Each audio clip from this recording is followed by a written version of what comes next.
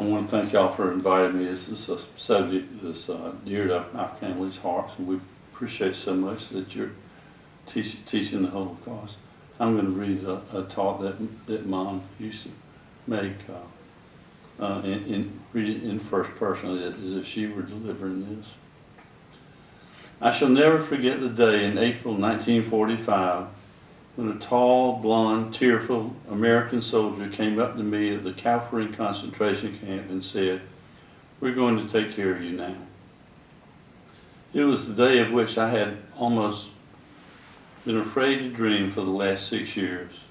I cannot describe the feeling I had and have about this unknown man and the American Army who were going to give me a chance to live. To this day, I wish I knew the soldier's name. In pre-war Europe, we had a beautiful family. We were young, happy, and had an almost carefree life in our small town of Pinchot, Poland. My dad, Haskell, was a leather merchant. He was fairly religious. Mother, her name was Rachel, kept the home for the family as mothers did. I was 13 when the Nazis arrived in our town. My sister Sella was 15. Our little sisters were Sala, who was 8, and the baby Yentala, who was an adorable 6. Kalma, for whom my son Carl is named, was our 17-year-old only brother. He was the apple of everyone's eye, so tall and slim and good-looking. Genya, at 19, was our family beauty, with light hair, very green eyes, a beautiful figure, and a movie star-type mole on her cheek. We were Jewish in a Catholic country. Life was not easy, but we were typical, and we had that strong sense of fortitude that young people have. Then Hitler's Nazis came. Our town was too small to have a ghetto, so they just burned most of it. Our sister Genya was married and had a baby. She and her husband and child went to live and hide in the cellar of a burned-out house. After a period of living with such a strong smell of smoke, her husband contracted typhoid fever and died in what was left of our hospital. The Germans ruled. Right away, as you know, all Jews were forced to wear yellow armbands with a Star of David to separate us from the rest of the population. If a Jew was caught not wearing it, he or she was shot on the spot. My sister Sella, who survived the war and came with me to the U.S., always said that when she went out here, she sometimes still thought she had to remember her armband. The Nazis would shoot and kill. They were not human. Earlier we had heard that the Germans wanted us all wiped out, but who could believe it? I was 13 years old. From the beginning, they would shoot about 5 people a day, always our community's best. Always it was our most educated, our professionals, our intelligentsia. They did away with our leaders to prevent a possible uprising. They were always in those Nazi uniforms with a show of strength in groups in the middle of town. Never did one see a lone Nazi near the edge of town. They had some fear. Conditions worsened. It was Rosh Hashanah. My dad left the house, I think, to go look for a new hiding place. The Nazis rushed in. Mother told Sella and me to run and hide in the woods. We were screaming and crying, and we said that was impossible. We could never leave the family. Mother stuffed all of the family money in Sella's pocket and pushed us out of the house. We ran into the woods, and we never saw our family again. It was an amazing thing.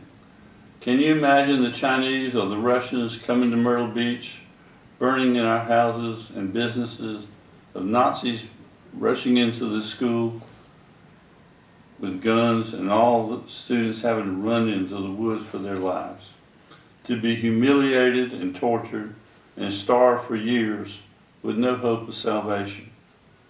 We think it impossible today, but here came the Germans, the most, quote, cultured, educated, sophisticated, and philosophic people of Europe.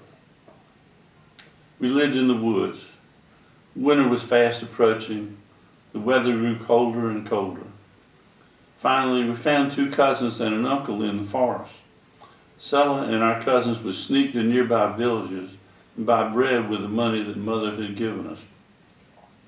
After several months of hiding, the full force of winter had come. We knew that we could not survive in the forest. We made our way to the outskirts of a town called Khmelnyk. We had an uncle there. He was a carpenter and had a shop.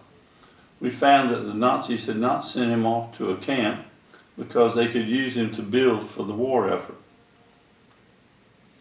We went there and hid behind his stacks of lumber for several days. Finally, the SS men came looking for us. Some Poles had seen us and had given us away. Twice they came looking for us around the shop and did not find us. We were realizing that this situation could not last. Then we heard announcements through megaphones that any Jews hiding could come to meet a truck the next day and be taken to a work camp. We had by now heard about the final solution, Treblinka and Auschwitz. We realized, though, we had no choice. We made for the truck. As it turned out, this time the Nazis were telling the truth. We were taken to Hassag, a work camp, which was an ammunition factory. Our barracks had wooden slats on the floor with straw on them for beds. For sleeping, there was no more space than a body would take up. There was certainly no room to roll over. Every day we had to be in formation at 5 a.m. to be counted. The Germans were fastidious about their records. During the counting, if someone appeared to be too old or too young to work, they would be shot or sent to Treblinka, a death camp. If one were alone, that is, no family there, he or she would meet with the same fate. There was some strength in numbers. One night, while working my ammunition machine, I was more tired than usual. I was fighting sleep. I let my eyes close for a couple of seconds. I was awakened by a vicious Nazi slap on the face. I never made that mistake again. While at the camp, I did receive the honor a couple of times to be allowed to clean the Germans' offices. For that, I was given an extra piece of bread each time. There at the work camp, we toiled as slaves for the Nazis. 12-hour shifts, whether it be day or night, freezing cold, the devil standing over you at all times. A 15-year-old little girl with no parents, no experience, and no sanitation anywhere. There was no hope for the ending of the war, certainly no hope of a defeat for the Germans. Only the solace of having my big sister there, knowing that we would die together.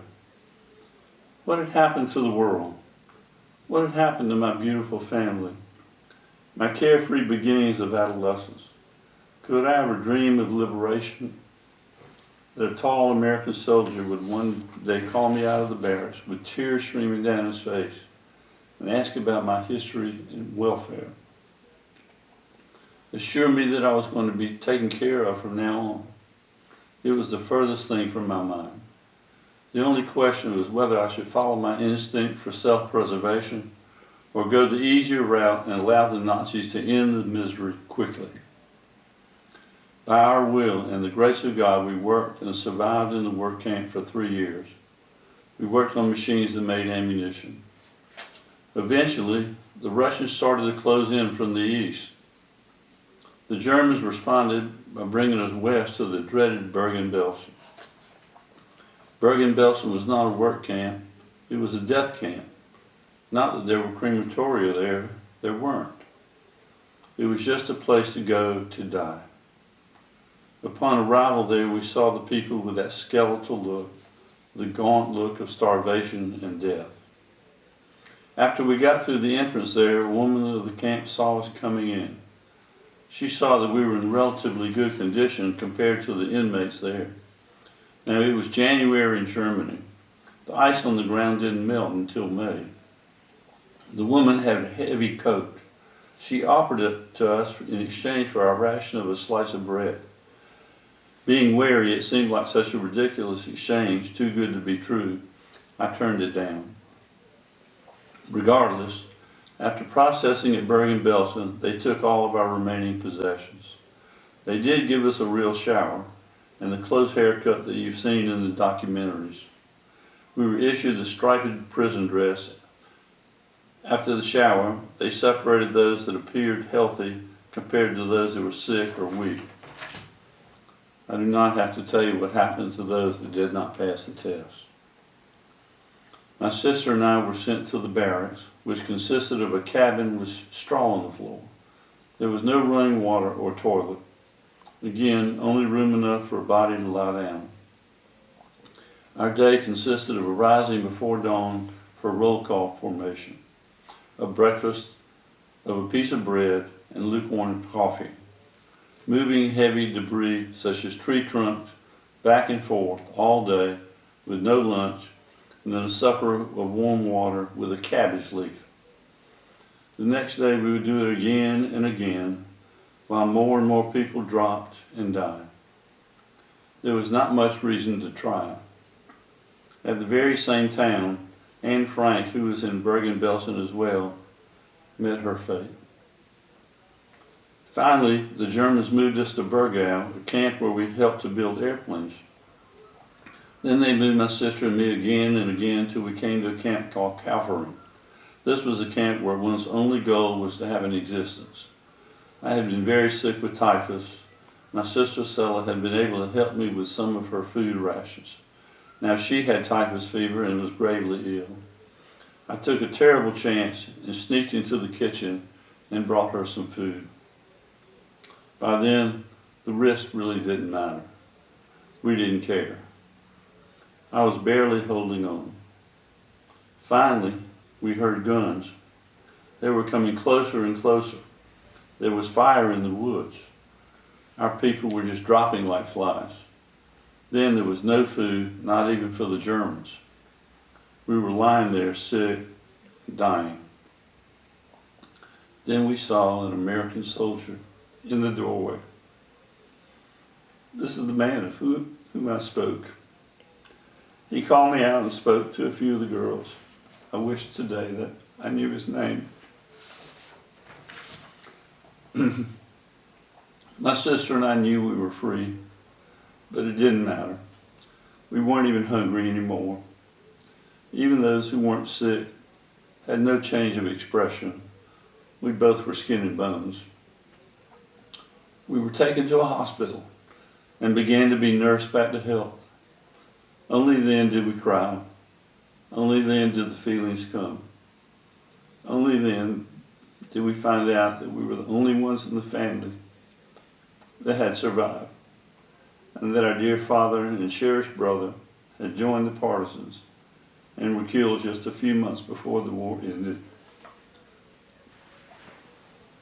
After our recovery, we were placed in a displaced persons camp, which is funded by the Red Cross and Hias. While there, we met our husbands-to-be, David and Felix, and we began our trip on a road to normal lives. All along the way, we were helped by Jewish agencies. 75 years have passed since that bittersweet day that the American soldier delivered that first act of kindness from the time the war began. Today, I stand before you, a citizen of this wonderful country that liberated me. I remain forever grateful to those American soldiers who risked their lives in order to deliver our freedom. So I say to you young people today, love your brother and your sister. Stay close to your families and places of worship. Live your religions. Take a stand against injustice. Appreciate and be thankful for this most wonderful country in which we live. The USA afforded my dearly beloved husband Felix and I the opportunity to have happy, successful lives here. For the greatest part of the liberated Jews, there was no ecstasy. We had lost our families and our homes. We had no place to go, nobody to hug, nobody was waiting for us. We had been liberated from death and the fear of death. We were not free from the fear of life. As I close, I challenge you with the quest to extinguish all forms of hatred in its earliest stages hopefully, this wonderful country and world in which we live will continue to learn from its past mistakes. May God bless America. Thank you.